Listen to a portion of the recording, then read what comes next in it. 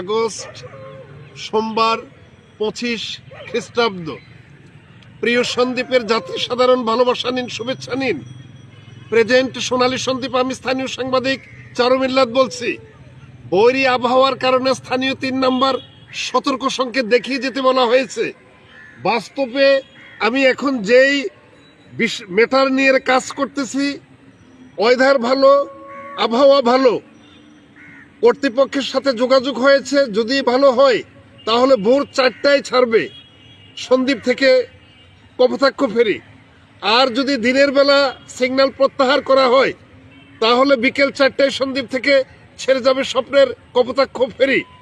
উল্লেখ্য, আপনাদের যাত্রা শুভ হোক, আপনাদের যাত্রা নিরাপদ হোক।